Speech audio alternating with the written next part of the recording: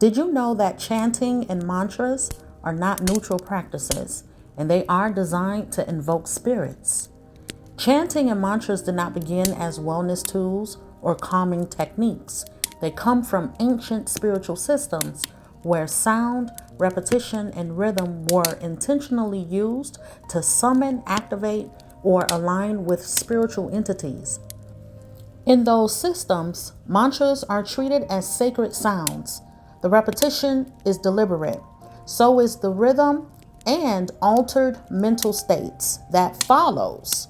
The goal is not understanding, it is invocation. That's why mantras are repeated over and over again, sometimes hundreds or thousands of times. When meaning disappears and repetition takes over, something else is being accessed. Now, let me ask you this. Have you ever finished praying and realized you didn't remember what you just prayed? You use familiar Christian phrases. You followed a prayer pattern you've heard before.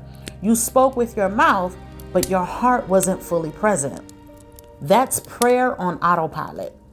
Jesus directly warned us against this. In Matthew 6, verse 7, he said not to heap up empty phrases like the pagans do, because they believe they will be heard simply because of how many words they speak. What Jesus was correcting is the idea that prayer works like a formula or a magical incantation. Pagans believe that repeating certain words enough times would trigger a spiritual response, change their circumstances, or shift their environment. That kind of thinking is everywhere in New Age spirituality today. But Jesus didn't stop there. Right after warning against meaningless repetition, he said, "This, then, is how you should pray." And he taught what we now call the Our Father prayer.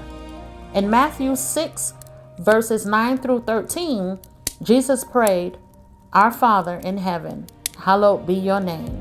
Your kingdom come, your will be done, on earth as it is in heaven."